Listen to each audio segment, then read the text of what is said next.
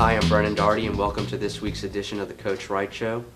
Gibbons defeated Ravenscroft last week 49-21 on Family Football Night. Coach, how big was it to get that type of win just 1 week after losing your first game of the season to Cary by 3 touchdowns? Yeah, it was nice. We talked about it all week, trying to get off again to a fast start and seeing if we couldn't win in a convincing fashion. That was the goal, and the guys certainly accomplished that. I think we went 6 for 8 on our offensive possessions, 6 touchdowns and 8 possessions. The defense did a great job of getting off the field and getting us the ball back. If I'm not mistaken, it was 21-7.5 and then 35-7 at the end of the third quarter. So we're really pleased with the effort, and I think it's going to serve hopefully as a nice springboard forward for us as we finish up the non-conference season and then prepare for the conference schedule. You know, your team scored 49 points. That's a season high. You want to talk about offensive efficiency? I don't believe your team punted once last Friday. That's right.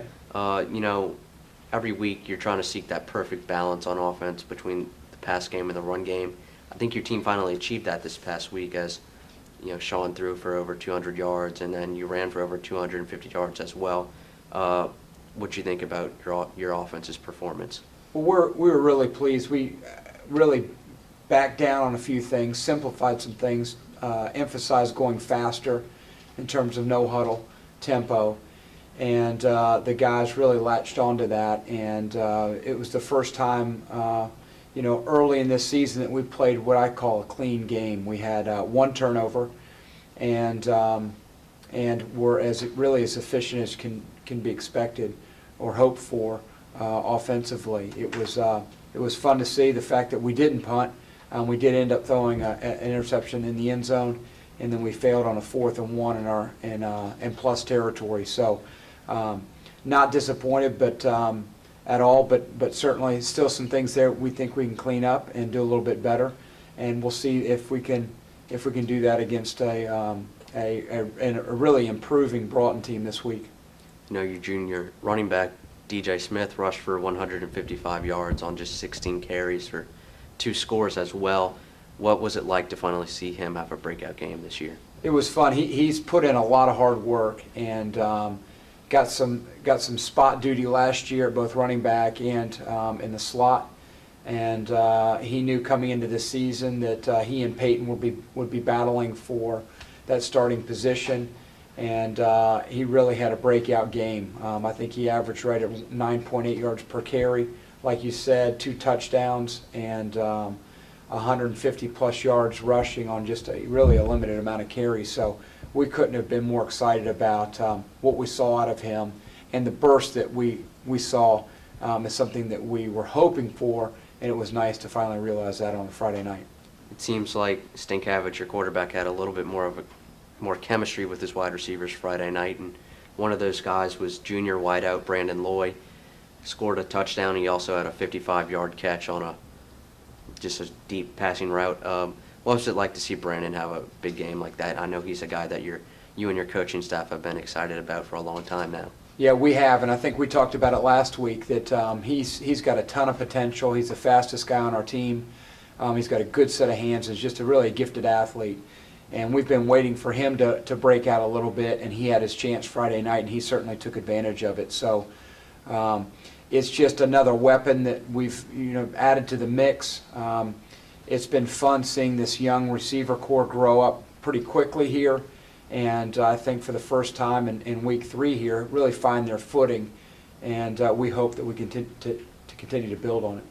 Moving on to the defensive side of the ball, you know, Ravenscroft scored on their first touchdown, on their first possession, but after that they didn't score again until the 4th quarter. What was it about your defense that made caused the Ravenscroft offense to have such a hard time scoring? Well, we certainly, I think we kind of filled that adage of bend but don't break. They did score on that first possession. They put together a nice drive. We made a few adjustments after that. We created 2 turnovers, I think, on the next I think they punted, and then the next 2 successive drives we created turnovers. We had an interception by Jackson O'Corn, and then Richard Scourin. And so I think, again, we saw the defense generate some big plays, make stops when they had to. And, by the time the first unit, we were pulling them out of there at the beginning of the fourth quarter, the score was 35-7, and we were pretty pleased with the way they had played as a whole. Like you just said, turnovers were key. Ravenscroft committed 3 turnovers. Not only did they commit 3 turnovers, but they allowed your team to get 14 points off of those turnovers. Coach, how important is that, not only creating turnovers, but really maximizing the turnovers as well and turning them into points? Well, as you know, it's the difference between a win or a loss on Friday night. The team that wins the turnover battle probably somewhere in the neighborhood of 95% of the time wins the game. And those early turnovers in the first half were key for us because that enabled us to, get really what amounted to 2 quick scores and to put ourselves in a position where we were up 21-7 at halftime and receiving the kickoff to start the second half. So they really proved to be crucial because I think it took a little wind out of their sails in that first half. One of their stars on offense was tight end Avery Edwards, a UNC commit. He scored a touchdown. I think he had around 5 catches. But overall, when you're going up against a player like him, what's the game plan?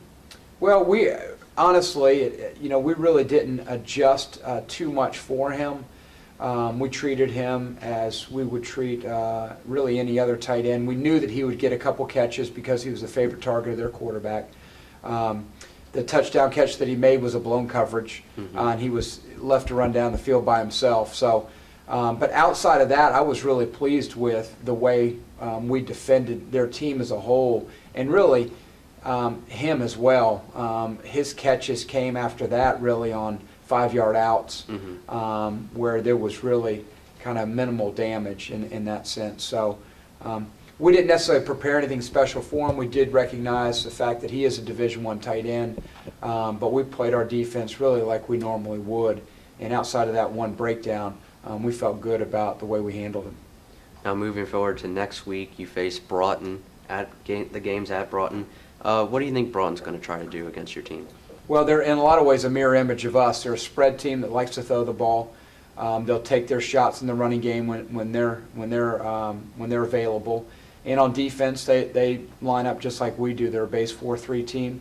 I expect them to be athletic. Their strength is in the skill positions, both offensively and defensively.